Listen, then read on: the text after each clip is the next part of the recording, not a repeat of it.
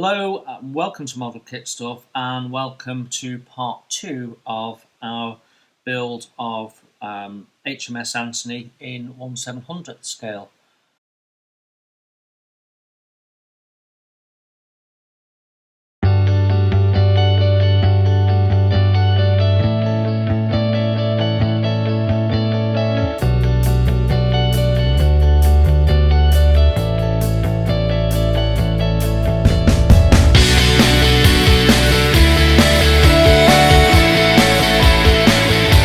So in the first episode of this build, I divided it up into chapters, and I just wanted to briefly explain the chapter titles, and I'll do the same in the next video for the chapter titles in this.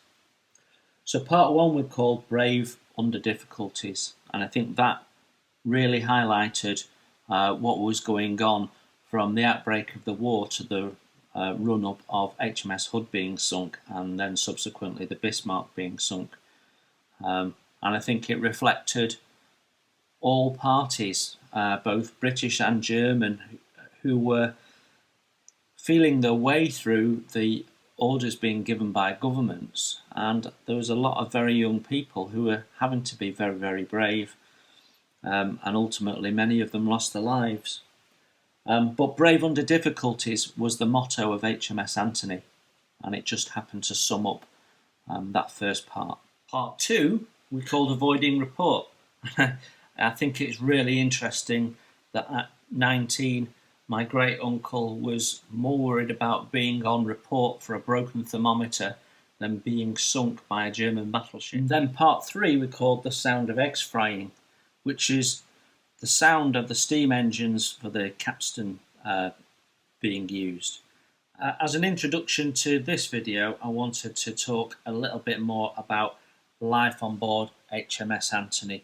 So going back about 15 years or so ago now, I spent a couple of days with my grandfather and interviewed him on the entirety of his Navy career, from joining as a boy to when he retired 1977 after the Silver Jubilee Fleet Review. And he was one of only 2 sailors in the Navy who'd been at the Fleet Review in the 1930s and the 1970s, and he was in the Navy News, and he was on the radio, and had minor Navy celebrity status for a few weeks leading up to when he retired.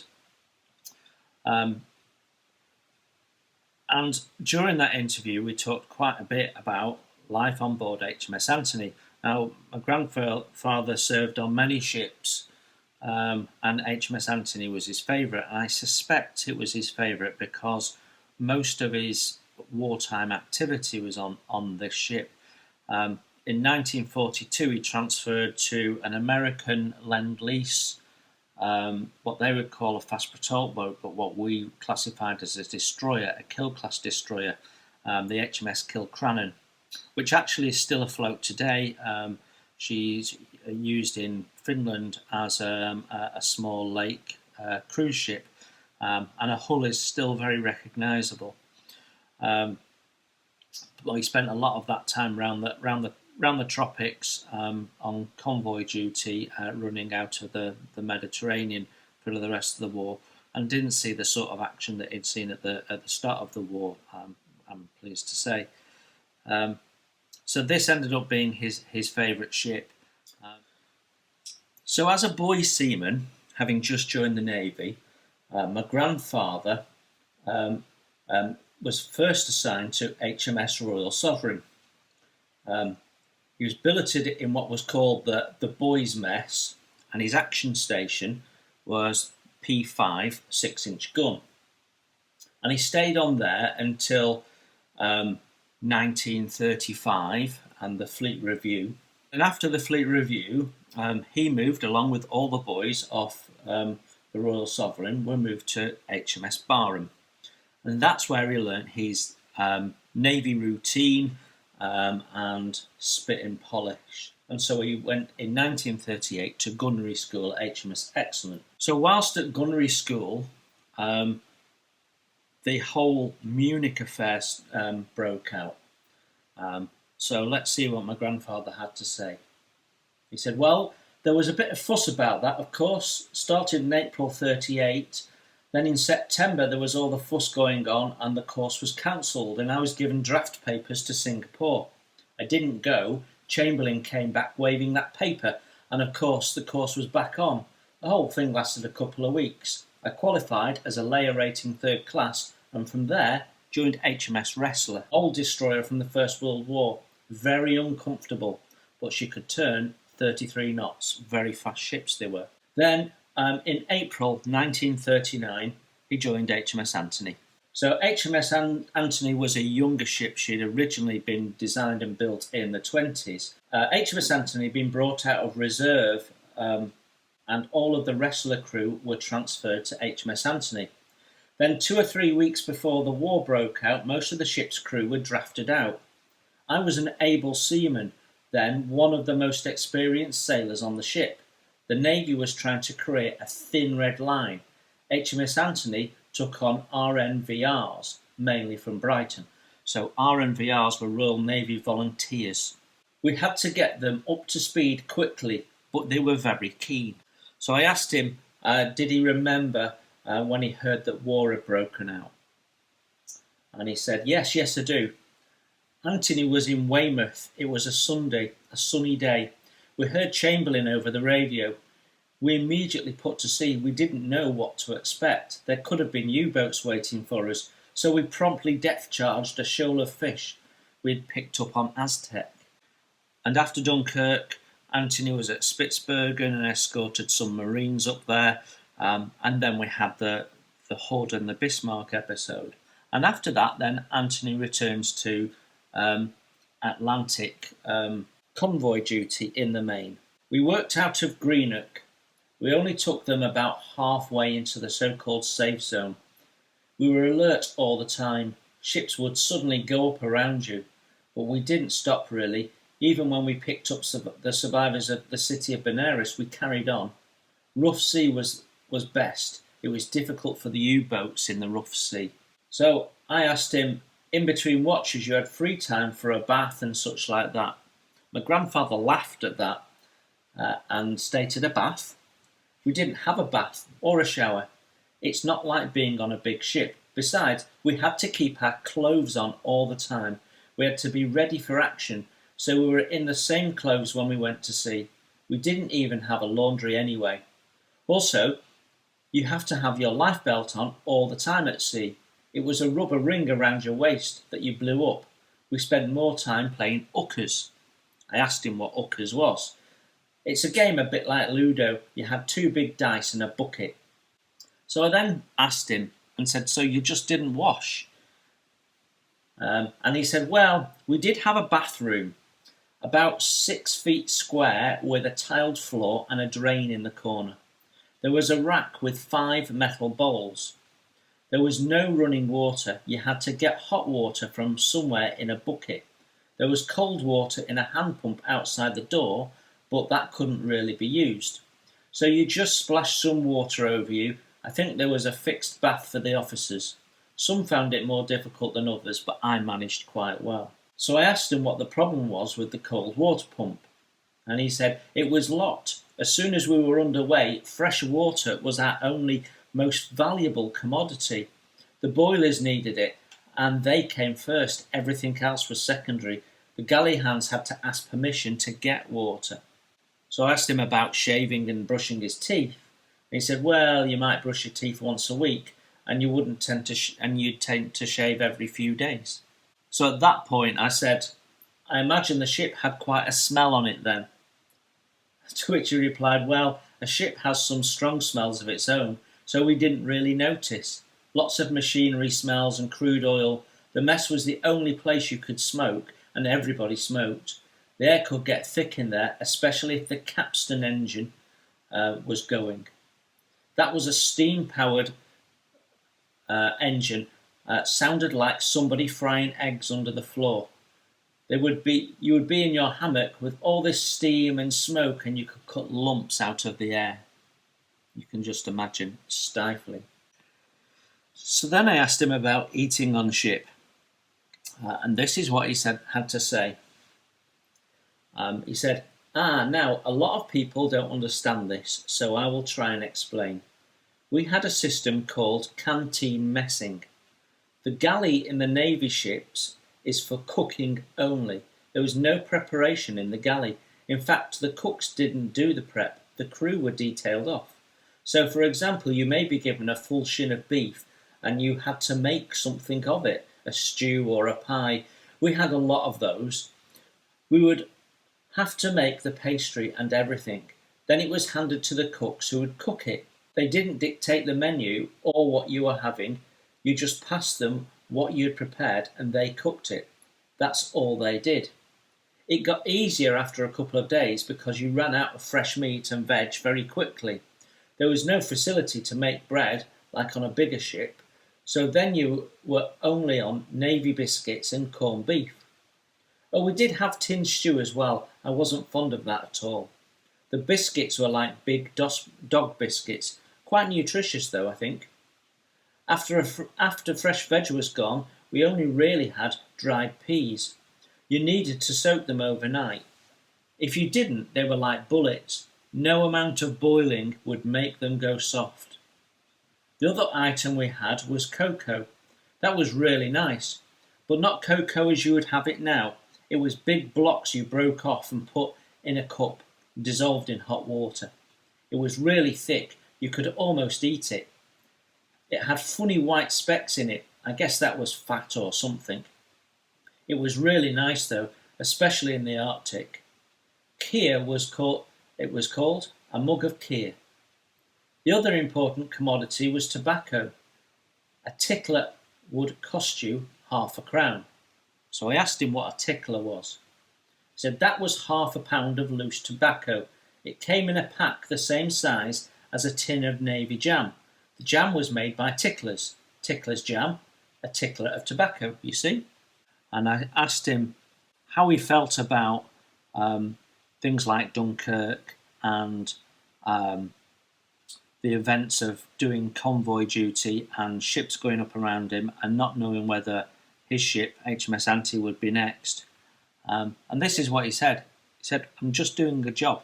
It was routine. You didn't really have time to think. You're doing the job and you're focused on what you're doing and what you've got to do next. And you're very much living in the moment.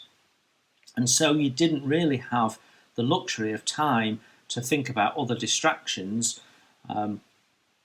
He said, it was very much a case of never mind the stookers, are the peas on soak?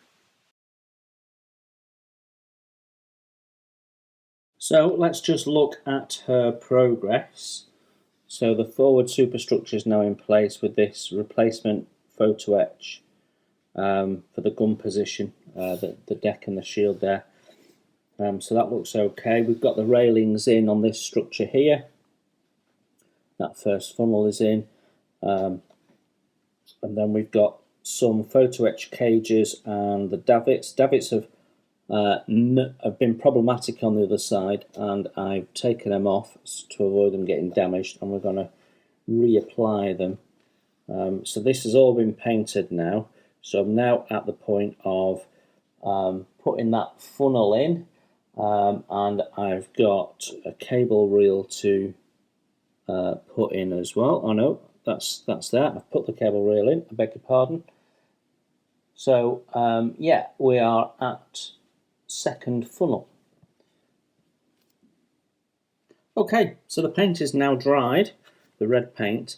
Now actually, the 3 stripes that I need to do that I've masked off here should actually be this red colour and then have 2 very thin black margin lines at the top and bottom of each stripe. But this is just too small for me to do that. So what you can see is I have done the 3 stripes, and looking at the picture they're fairly evenly marked. So I have put a little small piece of the same thickness tape, which is 1mm, in between each one so that we get something that looks evenly marked. Now we can paint all of that in the colour of the rest of the ship. There we go. I'm actually doing this while watching it on the screen rather than looking at what I'm doing, which is quite weird.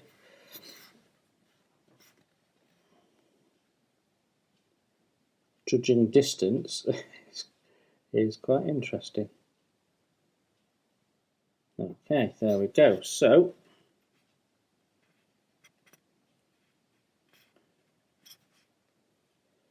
we can give that a coat of paint. Right, let's get the tape off this funnel and see what happens.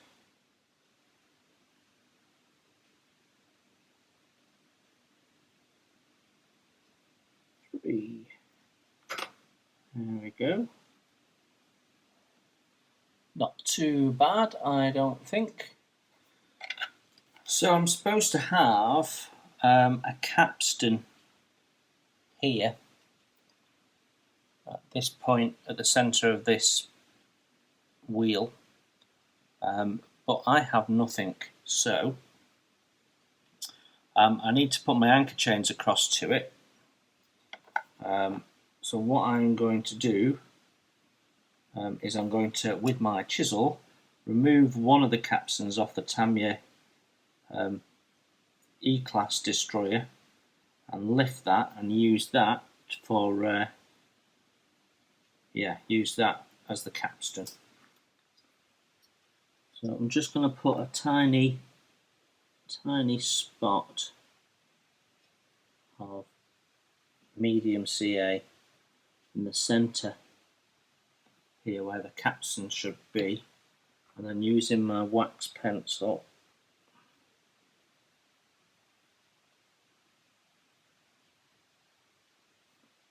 put that on there. The chain needs to be cut to length, and I need to do that before I twist it. I'll show you what I mean about twisting it in a sec. Obviously, with this being photo etch chain, it is flat, but what we can do to help it look like it's laying correctly is we can just put a little twist in, and that will help it sit on the deck like a real chain would. So what I'm doing is I'm holding a link, twisting it, taking the tweezers off that's underneath, going to the one above it, twisting that, and just keep working my way up the chain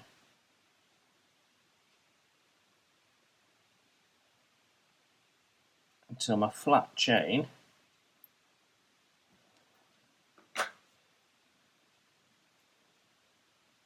is no longer flat. Just get that to focus.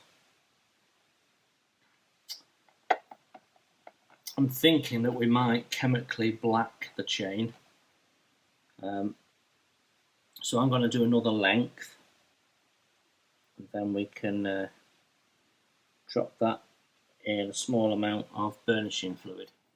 So I'm going to use this to darken the photo etch chain. I've never used it before. I don't know how it's going to behave, so this is going to be a bit of a learning experience for me. It's clearly a nasty, so we're doing it in a slightly different area of the house, so we've got better ventilation. So let's see how we get on. So what I've done is I've got a plastic lid inside another plastic lid, so we should be alright against spills. Doesn't look like we have to agitate this at all. There's actually no instructions with this whatsoever.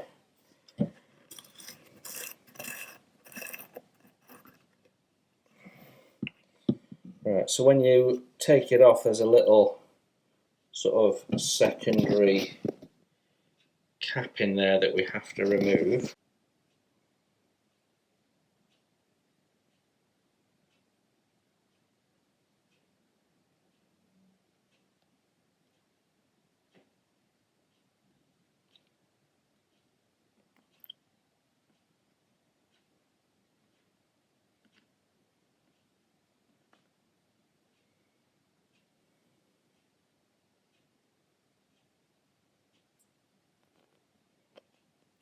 let's see what happens.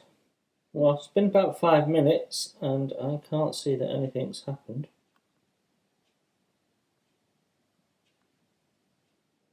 Okay, about 10 minutes has passed now. So let's just have a look at this. Looks like it might be doing what we want. Let's just see if we put a bit of light on it, whether we can still see any brass. We'll give it a bit longer. Just going to put another piece of brass in as a control. We know that that went in about 12 minutes after the rest. There we go. A bit easier to see if that has changed colour or not. So another 10 minutes has passed and these chains have been in for about 20 minutes. I haven't timed it exactly, but they now look black to me, and we can see that this that's been in for about 10 minutes is starting to turn on the edges there. You can see it.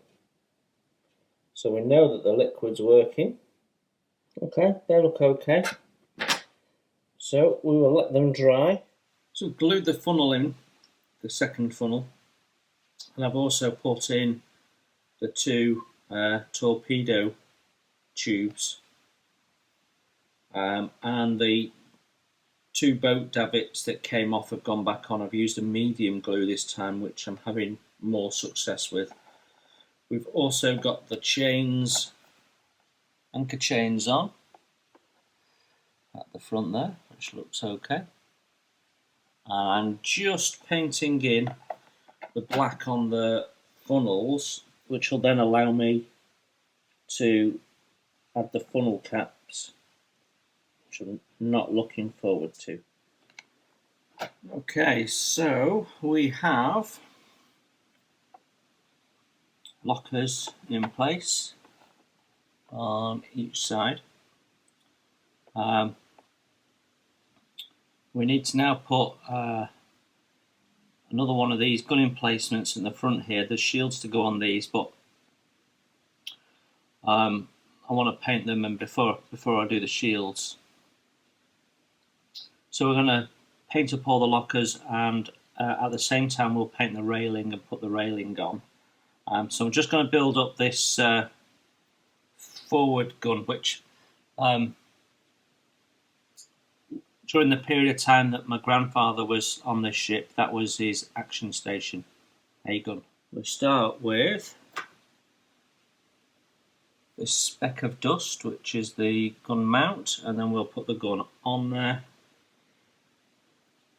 which is this other speck of dust here.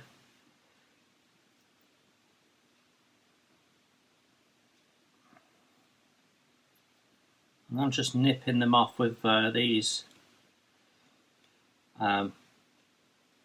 nippers here.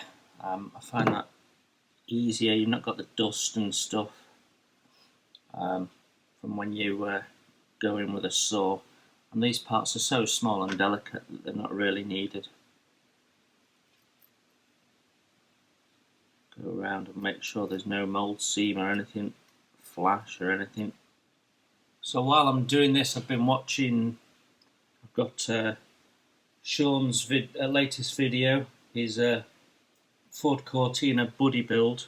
Quite interesting to see how he goes around modifying the car, and you know, he's made his own springs and stuff like that. He's a very talented individual,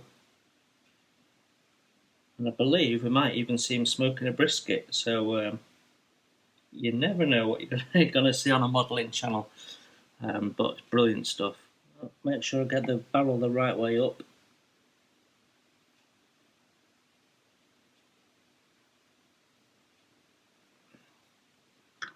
There we have it. And whilst that's drying, we'll have a look at these railings for the bow.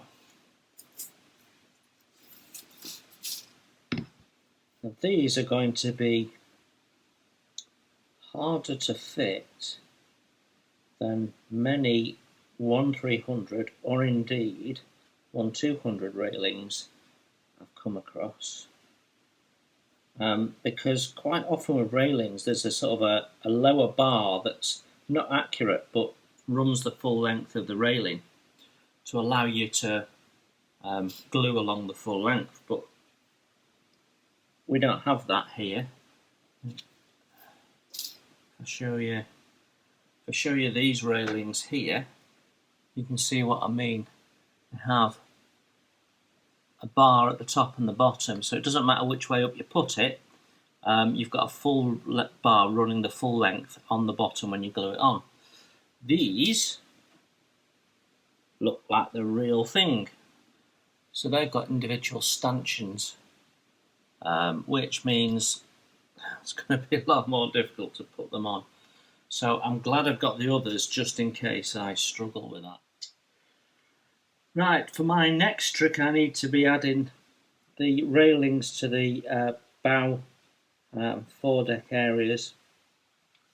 And what I've found as I've shaped this, and all I've done is run it through my finger and thumb to put a curve in. It doesn't have to be exact because we are going to stitch it in place with the glue. As I place these on, which is a little bit easier said than done, I'm noticing that they're just slightly over length. At the bow here they're overhanging, so I'm going to take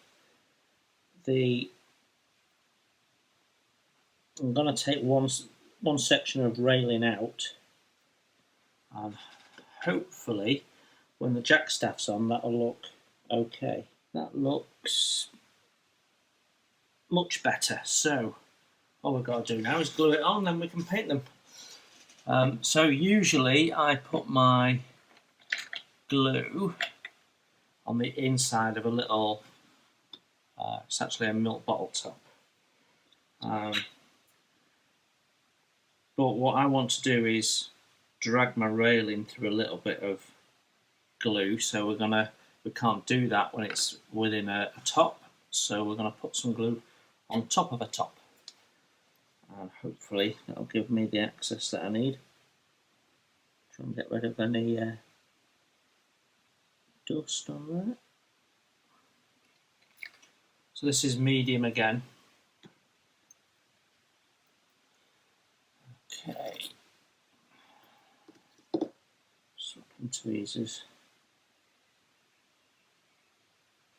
So when holding railings in tweezers, it's always good to hold them by one of the stanchions, basically, so that you've got plenty of support and you're not bending or less likely to be bending the railings at least. So we'll start at the back.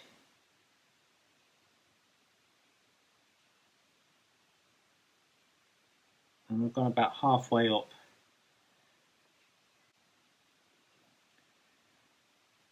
Everyone hold their breath.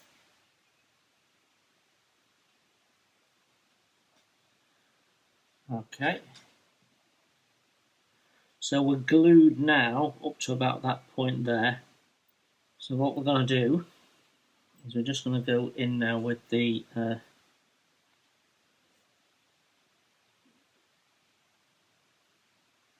glue and just add it to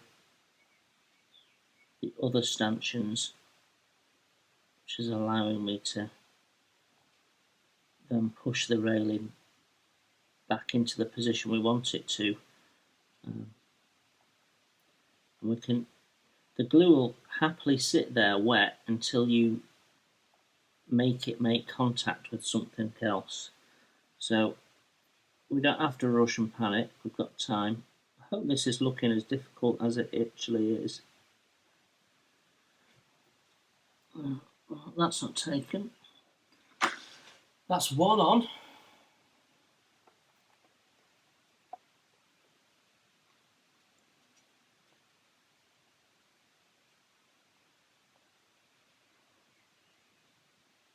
Just got to paint it now. Right, let's do the other side while I'm in the zone. I will come back to you when that's done. The front railings are on and I've just painted them in. So I put them on in bare brass and then painted them after they were glued in. I find that easier.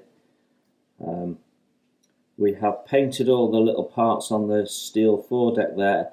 I've just got to do the black on the little vent there. So I'm starting to put some of the larger pieces in place, and then we can add photo etch to them in situ, which I think may be easier rather than trying to put the photo etch on and then put a delicate part on to the ship. So it's a slightly different way of building to how we would do with a smaller scale. But these parts are so delicate. The main thing that needs building up is this large superstructure area here. So I'm going to look at that next, and then we have a photo etch platform that goes over these lockers here. The piece that we're looking at is this piece here, and you can see that mine is broken and bent.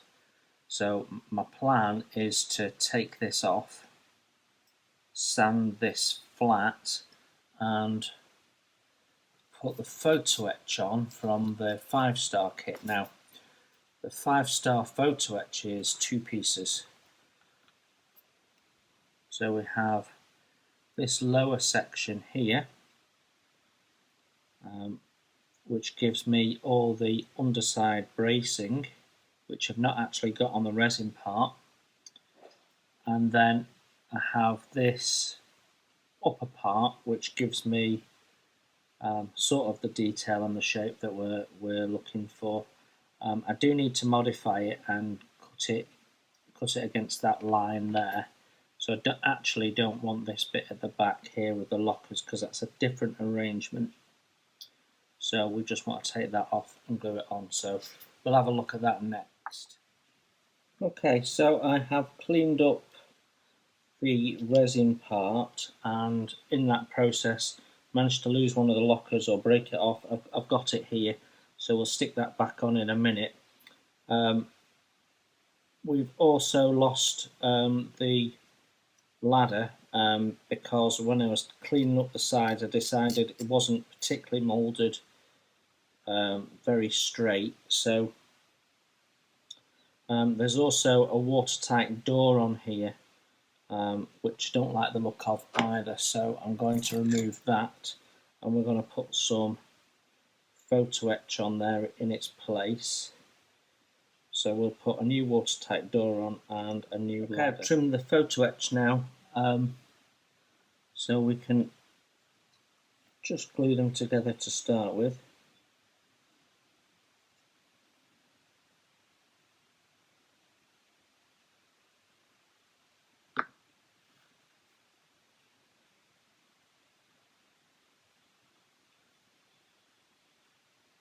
So it butts up to the fast bend line.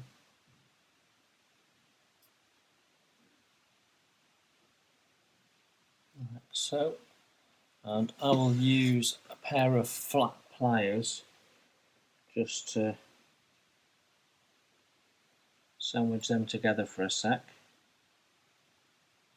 Make sure we've got them fully making contact.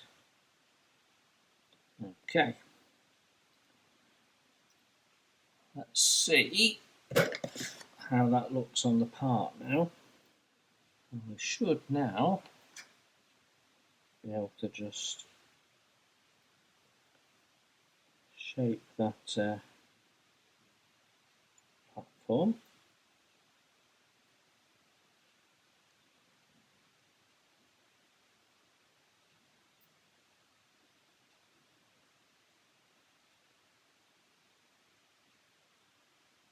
There we go, that doesn't look too bad at all. Make some space, need to work a bit tidier.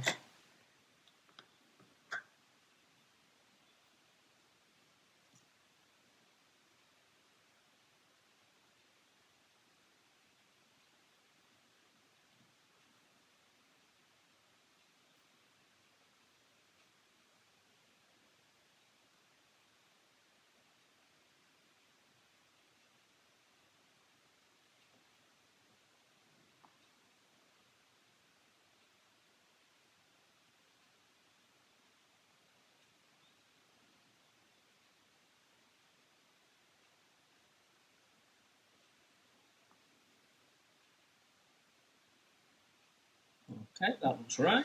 So that's good.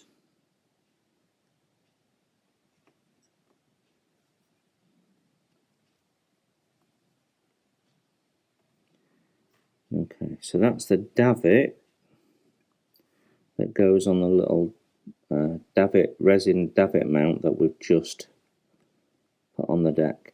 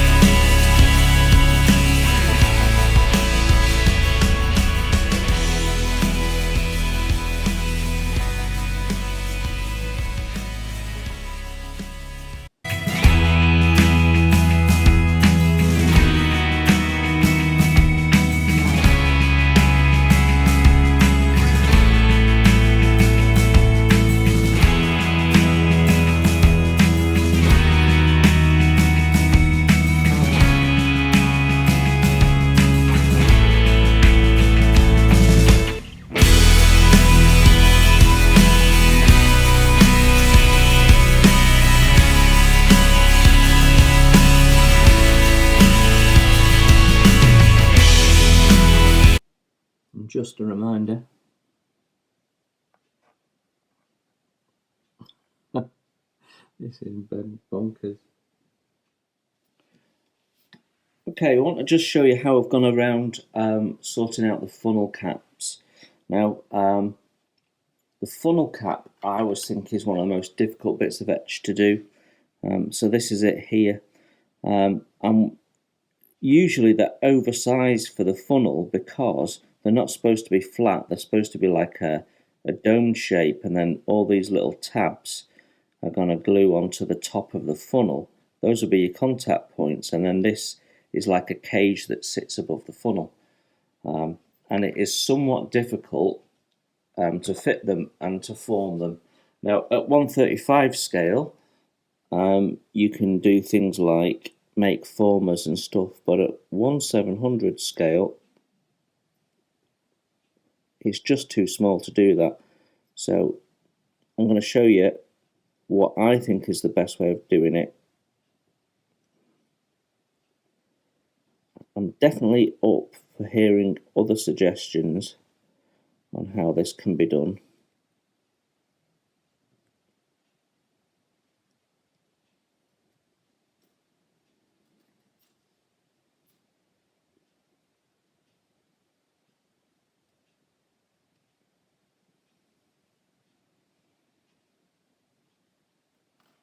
Okay, so what I'm going to do is I'm going to take this part and we're going to put it on my cutting mat, like so. Well, in fairness, I didn't mean it to drop off. Let's get that in the centre of the camera. There we go.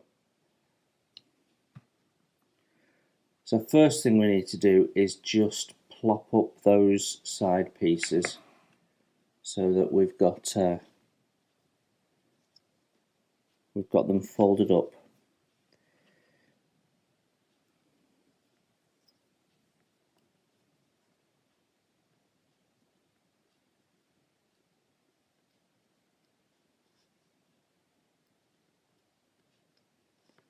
And as you can see, that's not a particularly difficult task.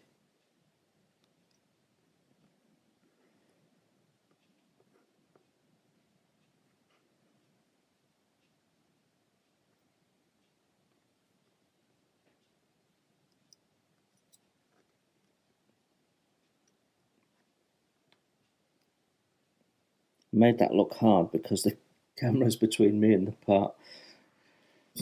Okay, so we've got the little tabs bent up. So what I'm doing is I'm using a rod. Ideally, if it had a domed end, that'd be even better. But this doesn't. It has a bit of a chamfer and then a flat edge. And what we're doing is we're going to press down in the centre, and then we're going to gently go round, rocking backwards.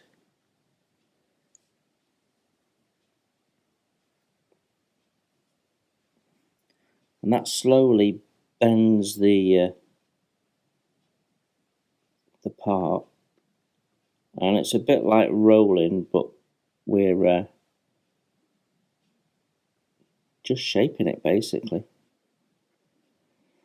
So we can see that that's no longer flat, shall we say.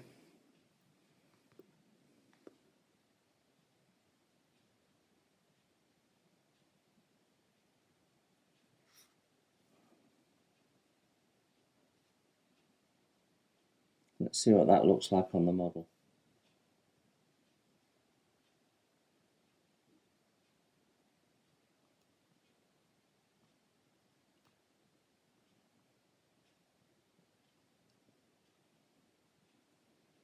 Okay, it's on, and you're seeing it a lot closer, so you know that it's not perfect, but when you look at it at normal eye distance, it will look okay. Okay, we've progressed through this a little bit more. Funnel caps are now on. This little gun emplacement is on. We've put the mounting for X gun there, and we've put the remainder of the forward superstructure on. So I'm now in a position where I feel like we can finish painting the quarter seam, which needs to go on here, in here if I can get it in, on there and on there. So and that's ready for a second coat. So yeah, I think my next job is deck painting. So quarter seam, the steel deck second coat there, and a couple of coats on that. I'm not going to prime that. I didn't prime that. I'm using the paint as the primer. It's just quicker, and there's no need for priming really. A quarter seam goes on better actually than the dark does without the primer. And then we've got the black to do on the funnel caps. So my thought process is get everything painted up now, and then go back round it. We've got some more lockers and bits and pieces to put on. So we've sort of done the central section from here, the centre line. So we've got stuff that's going on outside on the periphery.